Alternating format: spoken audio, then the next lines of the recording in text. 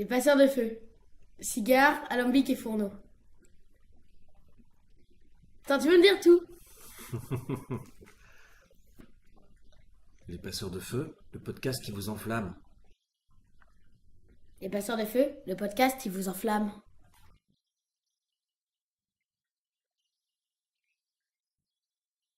Salut Sébastien. Salut Guillaume. Alors pour ce premier épisode des Passeurs de Feu, tu es allé à Amiens au restaurant Les Orfèvres. Tu as rencontré le chef Frédéric Barrette qui t'a parlé de ses premières émotions en cuisine, de son apprentissage. Il te parle de ses premiers feux et on vous écoute.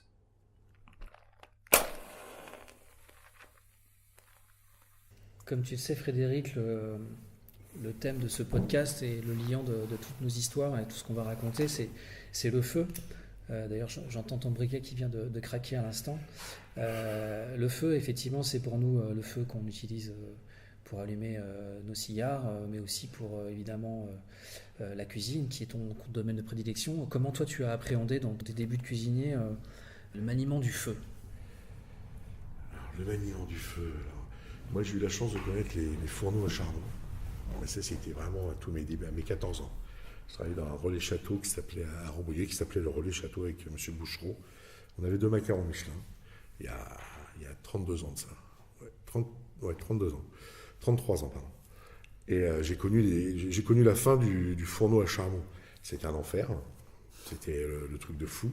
C'était une chaleur intensive dans la cuisine. C'était quelque chose de bouillonnant. C'était quand on est jeune apprenti comme ça, qu'on est dans des brigades où on était quand même une quinzaine. C'était petit nouveau, donc on faisait tout ce qui était recharge de charbon, tout ça. Donc j'ai vraiment cette appréhension jusqu'à... Le fourneau a changé assez rapidement à l'époque. J'ai dû faire 1 an et demi avec. Après on est passé au fourneau à gaz, qui là vraiment était la Rolls du fourneau. On n'avait pas besoin, c'était propre, on n'était pas noir quand on sortait de la cuisine. Et là on est arrivé avec des cuissons complètement différentes, parce que je me rappelle à l'époque, le fond qui tournait sur le fourneau toute la journée, les vapeurs de fond, c'était en permanence sur le coin de la plaque. Ça, c'était mon apprentissage. C'est les odeurs de mon apprentissage, ça. Et donc, après, on est passé sur un fourneau à gaz traditionnel, où là, le chef a changé ses modes de cuisson. On n'était plus sur des cuissons si longues, on était plus sur des cuissons plus rapides, parce que le gaz avait un rendement bien supérieur au charbon. On avait une cuisson constante. On pouvait couper quand on voulait. On pouvait couper quand on voulait, on pouvait faire ce qu'on voulait avec. Et c'est vrai qu'il y avait moins... Le fourneau était coupé l'après-midi, lorsque avec le charbon, c'était jamais coupé. Hein. Le fond, il tournait toute la journée. Hein. Et là, c'était coupé l'après-midi. C'était différents modes de cuisson. Et aujourd'hui, donc, tu utilises toutes les techniques modernes, j'imagine, de cuisson qui passent par la vapeur, les basses températures, évidemment tout ce qui est braisage, rôtissage, etc. n'a pas changé. Peut-être même de la grillade, du barbecue, des cuissons peut-être, je crois, sur pierre. J'ai déjà mangé chez toi des Saint-Jacques cuites sur pierre. Tu peux en parler peut-être? Oui, c'est une idée que j'avais eue sur Paris. C'est une idée commune que j'avais connue chez Robert Bardot à Lille. Donc bien normal à Monsieur Anton au Pré-Catelan. C'est une idée que Robert avait eue à Lille. Il avait fait des cuissons comme ça sur le galet. Il avait ramené des galets un jour. Il avait dit, je sais pas où il avait trouvé ça. Il a dit on va essayer de cuire dessus. Donc on avait fait cuire des Saint-Jacques. Et j'ai repris l'idée moi aux coulisses à Paris. Et je sais qu'Anton fait la même chose aujourd'hui au Pré-Catelan. Il faisait la même chose. Je sais pas s'il continue à le faire. Et c'est une cuisson. Pour moi, c'est une cuisson où le convive peut continuer à cuire son produit. Il fait ce qu'il veut. Il veut le manger bien cuit, il le mange bien cuit. S'il veut le manger cru, il le mange cru. Il fait ce qu'il veut dessus. Donc c'est le système de la pirade, tout simplement. Frédéric, si demain tu devais réduire ta cuisine à sa plus simple expression, et en supprimant quasiment tout ton matériel, qu'est-ce que tu garderais comme mode de cuisson, comme source justement de chaleur, de feu pour cuisiner? Je garderai le gaz. Pour moi, c'est indispensable. On ne peut rien faire sans le brûleur, sans une plaque. Les cuiseurs à basse température, c'est très très bien pour certains produits. C'est très très mal pour d'autres.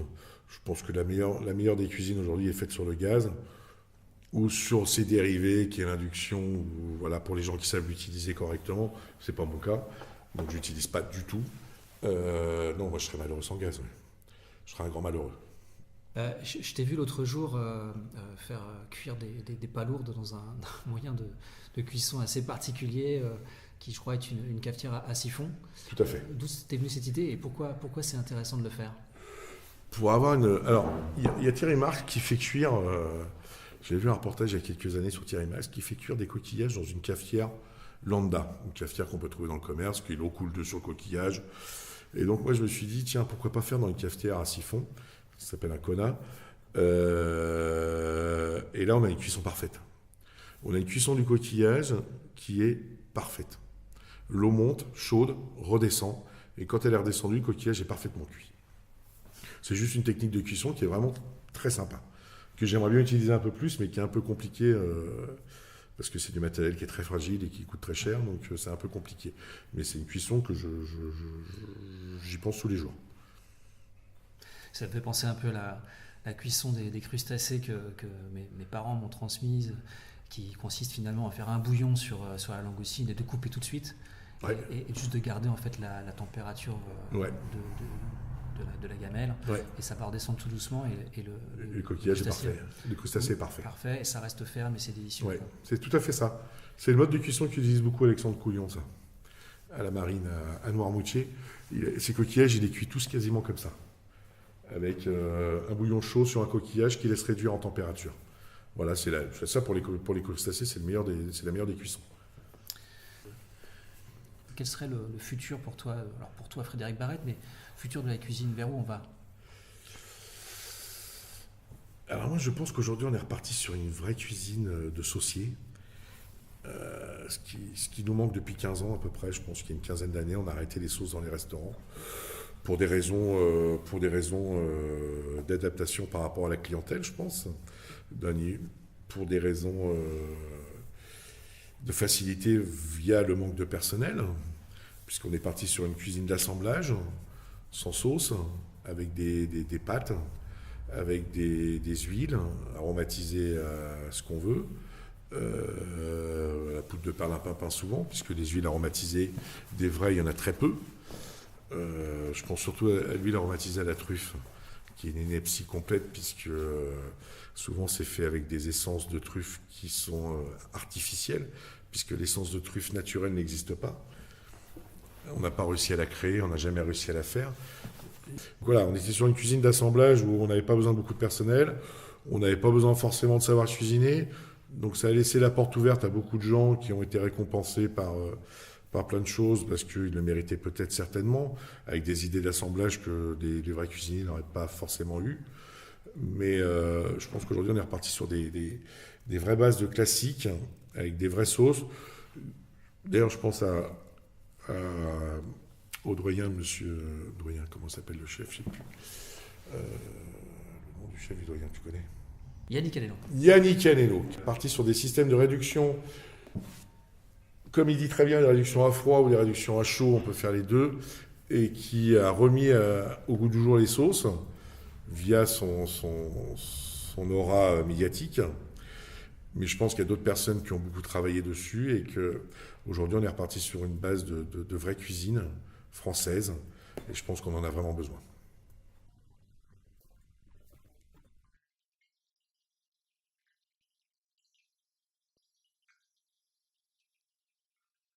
Merci à Frédéric Barrette d'avoir été le premier passeur de feu de ce podcast. Les passeurs de feu, d'ailleurs, il y en a d'autres dans cet épisode. Tu en as rencontré quelques-uns au Whisky Live.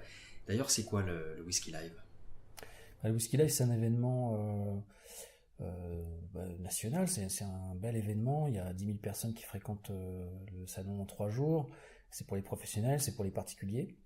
Donc l'idée, c'est tu rentres dans le salon avec ton verre de dégustation, et puis tu vas pouvoir aller de stand en stand, découvrir tous les whiskies du monde.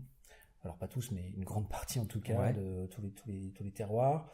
Tu vas pouvoir découvrir aussi des rhums et d'autres spiritueux, mais c'est quand même principalement, comme son nom l'indique, tourné autour des whiskies. Et du coup, alors cette année, qu'est-ce que tu as noté, enfin qu'est-ce que tu as apprécié, voilà, dis-nous quels sont les moments forts de ton Whisky Live cette année. J'ai sur le salon croisé pas mal de connaissances, et notamment Philippe Jugé. Ah oui. Philippe qui va nous dire 3 mots dans le micro juste après. Et puis aussi de chez Douglas Lane, John Bakers, qui va nous parler d'un whisky de grain, d'une distillerie que je ne connaissais pas, qui s'appelle Combus, et qui a disparu depuis quelques années. Et ils font un whisky de grain qui, moi, m'a beaucoup plu, notamment pour l'accord avec le cigare. Et dans la même idée, j'ai aussi bien aimé The Cheetah, donc chez Suntory. Suntory qui est donc un des plus grands importateurs de whisky, ou exportateurs plutôt, si on se place du point de vue du Japon. Et qui, avec Nikka, propose de très belles sélections, maintenant avec des whiskies qui ont plus de 30 ans d'âge, hein, c'est quand même, ça commence à faire des sacrés vieillissements. Et donc là, ils ont The Cheetah, qui est en fait une distillerie chez eux qu'ils ont acquise dans le groupe et qui fait essentiellement des whiskies de grain aussi. Et là, pareil, on a un whisky qui est pas trop cher, qui doit, je pense, être vendu aux alentours de 60 €. Et donc avec un bon rapport qualité-prix et un magnifique équilibre. Ouais. Et que moi, je vois aussi très très bien être associé avec des cigares. Voilà, alors voilà, je pourrais en parler, il y en a plein d'autres. Mais je te propose qu'on écoute Philippe, qui a 3 ou 4 mots à nous dire. Allez, on Ah oui, écoute. non, pardon. Pardon. Philippe, oui, parce que Philippe, je lui pose une question toute bête. Attends, juste, et Philippe, on peut quand même dire que c'est lui qui a écrit le whisky pour les nuls. Oui, entre autres. Mais Voilà, on Philippe, peut- c'est un spécialiste du whisky et des spiritueux en français. C'est Whisky Magazine aussi. C'est Whisky Magazine, c'est plein d'aventures Voilà. au monde du whisky. Oui. Pour le situer, ouais. Et donc Philippe, je lui ai posé une question qui, moi, j'ai pas forcément la réponse, justement, je voulais avoir son avis. Et je lui demandais, grosso modo, on a depuis 10 ans, là, il y a un engouement phénoménal pour le whisky, 10-15 ans. C'est devenu un des spiritueux les plus recherchés, les plus chers aujourd'hui. Mais moi, je trouve qu'on a, à force de sophistiquer les choses, notamment dans les maturations, avec des fûts, des traitements en fûts de plus en plus compliqués, où des fois on a 2-3 vieillissements dans 2-3 fûts différents. On va associer des fûts qui ont vu déjà du vin, d'autres spiritueux, de différents types de bois, etc. Avec plus ou moins longtemps de tel fût tel autre, et autres, parce qu'il n'y a pas que le fût, mais je pense que c'est une caractéristique vraiment prédominante dans les 10 dernières années. Moi, je me demande si on n'est pas allé trop loin des goûts du whisky, des goûts de départ, moi, ceux qui m'ont fait vibrer. Et du coup, je demande à Philippe ce qu'il en pense, parce qu'il a cette vue, je pense, très pointue aussi sur les fabrications et sur les marques et ce qu'elles font et pourquoi elles le font. Moi, je crois pas. Le whisky, c'est une catégorie. C'est pas une appellation, c'est pas une indication géographique. Il y a des appellations dans le whisky, il y a des indications géographiques dans le whisky avec des cahiers des charges et qui réglementent la façon de produire. Mais justement, le whisky est une catégorie. Il faut laisser de la créativité dans cette catégorie-là. Alors, c'est vrai qu'en termes de fût, parce qu'aujourd'hui, il faut voir pourquoi on fait les choses, souvent pour de mauvaises raisons. On essaye d'aller chercher des clients avec des goûts qui ne sont pas les clients naturels du whisky ou les goûts naturels du whisky. Donc peut-être que sur certaines expérimentations, on va un peu trop loin, mais il y a plein d'endroits où je pense que l'industrie du whisky s'est pas encore totalement penchée sur la question, en particulier les alambics, les façons de distiller. On est allé sur le fût pour des bonnes raisons et des mauvaises raisons. On va se retourner vers des choses très sérieuses et des bonnes raisons qui sont évidemment la façon dont on produit et en particulier la distillation. Est-ce que tu as eu un petit coup de cœur cette année sur le salon ? Moi j'ai un faible pour les spiritueux français évidemment et les whiskies français. Alors c'est vrai que là on a la maison Benjamin Quens qui s'est lancé. C'est pas un petit coup de cœur parce que c'est des jolis jus, mais voilà, c'est le coup de cœur pour l'initiative. Ce sont des gens qui essayent de proposer autre chose dans le monde du whisky. Ils ne sont pas distillateurs, ils sont qu'embouteilleurs. Ils s'appellent même éditeurs de whisky pour justement essayer de proposer une autre approche, essayer de décloisonner un peu les genres et de la rendre plus accessible à des gens qui naturellement iraient peut-être pas vers ce genre de spiritueux. Donc voilà, ma mention et mon petit coup de cœur, maison Benjamin Quens. Merci pour ça. Salut Philippe. Merci.